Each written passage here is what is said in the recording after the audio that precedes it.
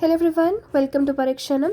आज हम लोग politics in India since independence book का first chapter challenges of nation building start करने वाले हैं।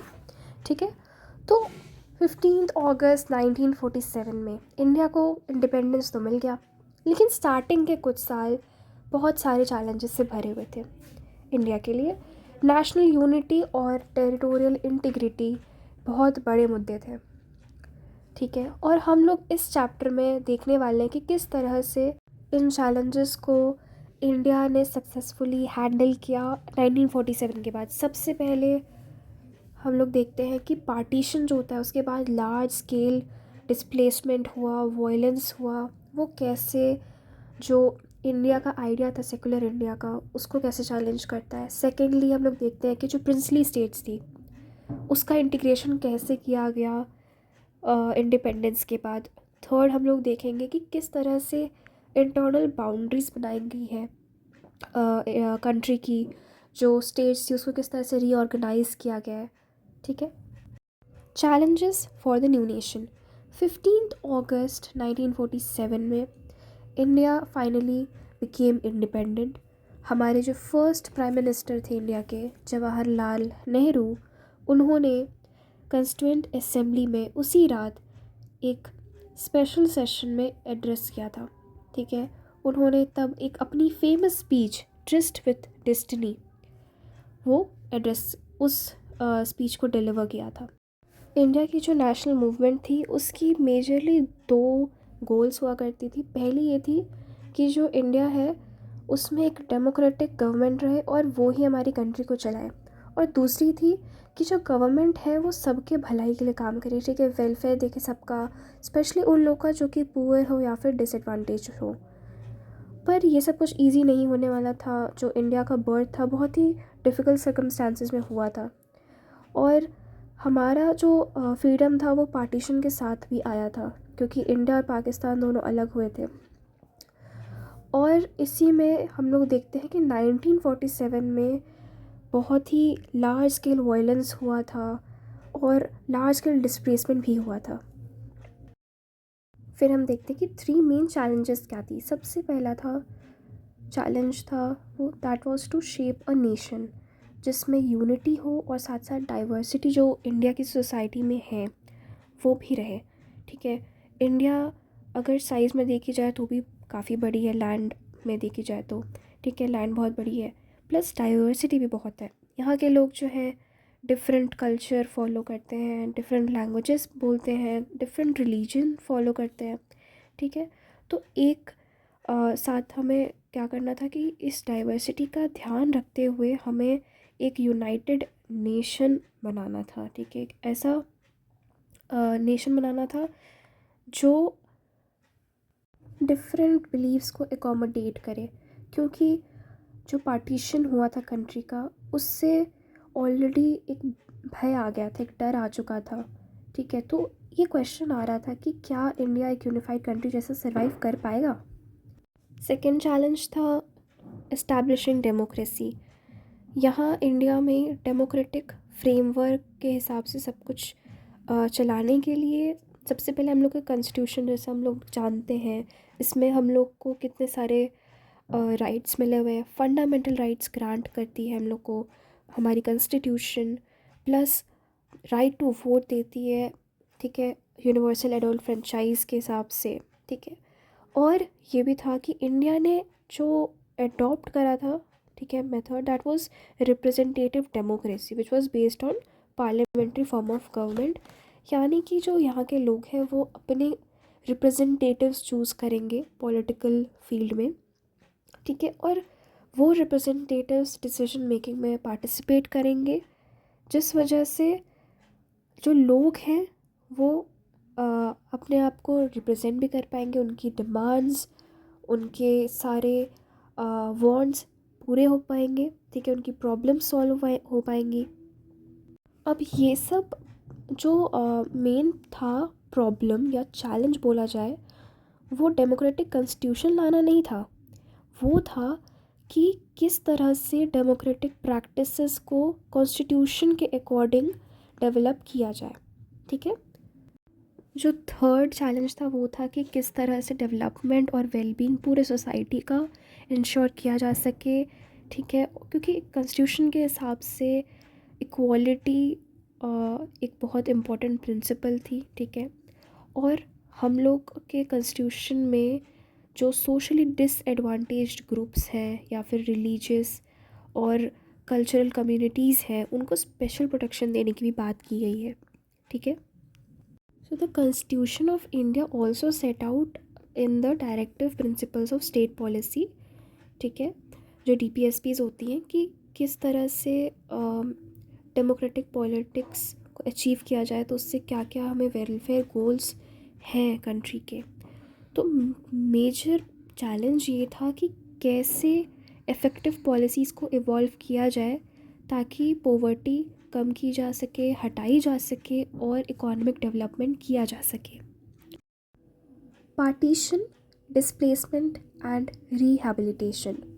14 और 15 अगस्त में 1947 में दो नेशन स्टेट्स फॉर्म हुई थी, ठीक है, इंडिया और पाकिस्तान, ठीक है। 14 अगस्त को पाकिस्तान का फॉर्मेशन हुआ था एंड 15 अगस्त 1947 में इंडिया का फॉर्मेशन हुआ था, and this was the result of partition of the British India. Okay, so Muslim league उस टाइम पे ब्रिटिश इंडिया में एक बहुत ही इम्पोर्टेंट पॉलिटिकल पार्टी हुआ करती थी, ठीक है, विच usually dealt with the demands of the Muslim people. तो उनके हिसाब से इंडिया जो है उसमें दो टाइप के लोग रहते हैं, एक हिंदू एक मुस्लिम, ओके। तो उन्होंने टू नेशन थ्योरी निकाला था जिसमें उन्होंने पाकिस्तान की डिमांड की थी। तो पाकिस्तान एक सेपरेट कंट्री थी फॉर द मुस्लिम्स।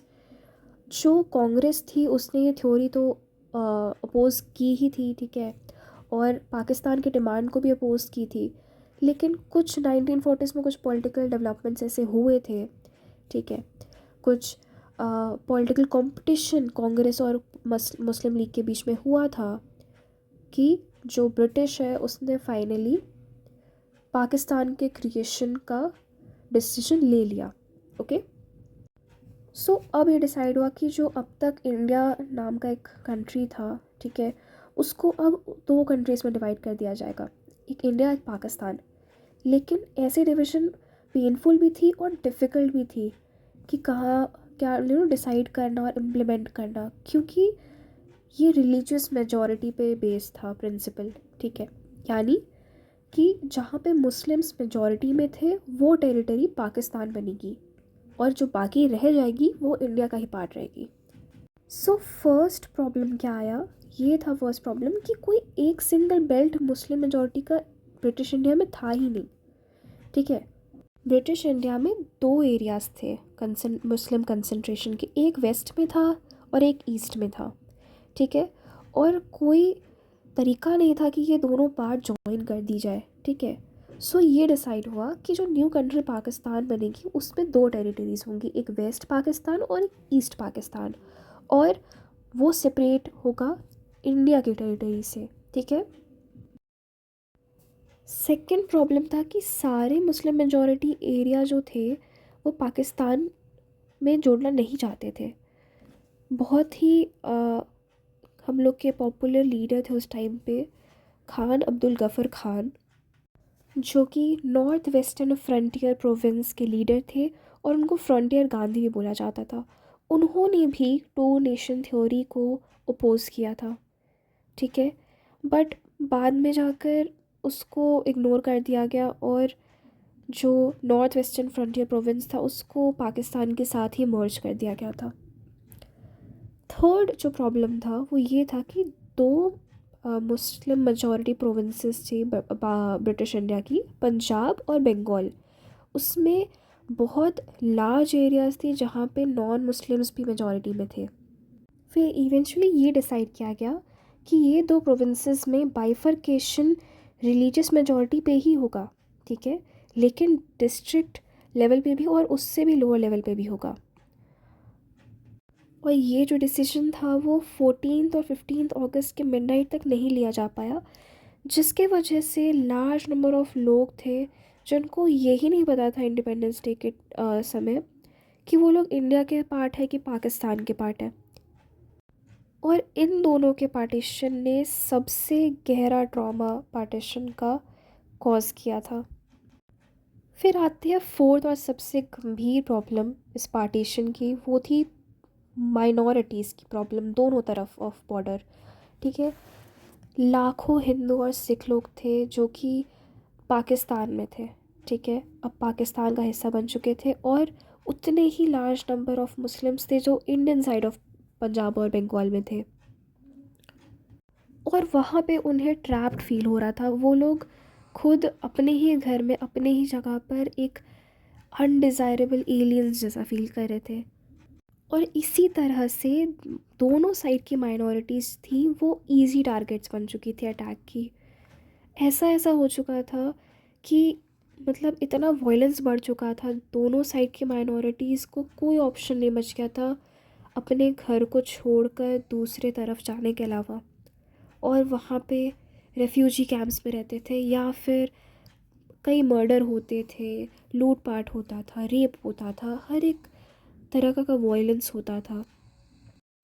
1947 का ये ट्रांसफ़र ऑफ पॉपुलेशन बहुत ही अनप्लान्ड और केओटिक था। इतना मारकाट हो रहा था, इतनी बुरे बुरे काम किए जा रहे थे दोनों तरफ। ठीक है, मर्डर हो रहे थे, रेप्स हो रहे थे, ठीक है, लूटपाट हो रहा था।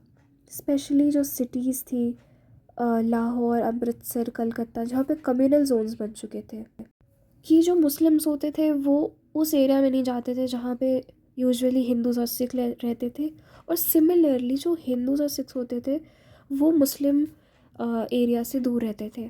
ठीक है, कई लोग को मतलब फोर्सफुली अपना घर छोड़ना पड़ा, बॉर्डर्स क्रॉस करने पड़े, बहुत सफरिंग्स के थ्रू सब कोई गए थे। और फिर वहाँ जाकर उनको टेम्प्रेरी शेल्टर रेफ्यूजी कैंप्स में लेना पड़ा।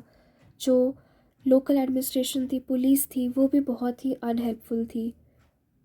लोग ट्रैवल करते थे एक से दूसरे तरफ बॉर्डर के, कई लोग तो मतलब पैदल भी करते थे। ठीक है, और इस जर्नी के टाइम पे भी वो लोग पे अटैक किया जाता था, उनको मारा जाता था, रेप किया जाता था।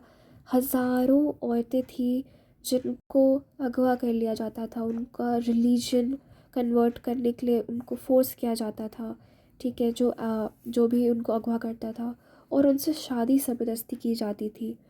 और इसी इसी टाइम में कई फैमिलीज़ थी वो खुद के ही परिवार के अपने औरतों को जान से मार देते थे, जिसको ऑनर किलिंग के नाम से बोला जाता था।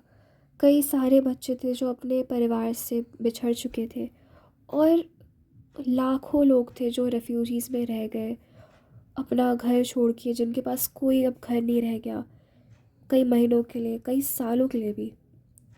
ये सब सिचुएशन को कई राइटर्स ने, पोएट्स ने, फिल्म मेकर्स ने, जो इंडिया और पाकिस्तान दोनों जगहों के फिल्म मेकर्स, राइटर्स, पोएट्स वगैरह ने इस सिचुएशन को एक्सप्रेस किया है। ठीक है, इस ट्रॉमा को जब जो सर्वाइवर्स हैं वो जब इसके बारे में बात करते हैं तो वो यूजुअली इसको डिवीज़न ऑफ हार्ट्स के टर्म से डिस्क्राइब करते हैं। तो ये पार्टीशन जो था वो एक सिर्फ मतलब लैंड का पार्टीशन नहीं था। ठीक है, ये डिवीज़न था, इसमें प्रॉपर्टीज़ का, लाइबिलिटीज़ का, लैंड का, टेरिटरी का, ठीक है, एसेट्स का। तो पॉलिटिकल डिवीज़न भी हुआ था कंट्री का, एक एडमिनिस्ट्रेटिव अपैरेटस से अगर देखा जाए तो। ठीक है, मतलब फाइनेंशियल एसेट्स भी डिवाइड किए गए थे, जैसे table, chair, typewriter, paper clips, books, ये सब भी। और इनफैक्ट पुलिस बैंड की जो म्यूज़िकल इंस्ट्रूमेंट्स होती थी वो भी, ये सब तो फाइनेंशियल एसेट्स थे। इनफैक्ट रेलवेज़ के और गवर्नमेंट एम्प्लॉयज़ को भी डिवाइड कर दिया गया था। तो ओवरऑल ये बहुत ही ज़्यादा वायलेंट सेपरेशन हुआ था कम्युनिटीज़ का, जो कभी एक टाइम पे साथ में नेबर्स जैसे रहा करते थे। ऑलमोस्ट लाइक अबाउट 80 लाख जो लोग थे वो माइग्रेट किए थे। ठीक है, क्रॉस द बॉर्डर्स। और 10 लाख लोगों का उसमें डेथ हो गया है, उनको मारा गया है। ठीक है, अब ये एडमिनिस्ट्रेटिव कंसर्न्स हो गई, फाइनेंशियल स्ट्रेन्स हो गए, उसको हटा कर भी एक डीपर इशू आ गया था। वो ये था कि इंडियन नेशनल स्ट्रगल के जो लीडर्स थे वो टू नेशन थ्योरी में कभी बिलीव तो करते नहीं थे, वो अपोज भी कर रहे थे, लेकिन अब पार्टीशन हो चुका था रिलीजियस बेसिस पे।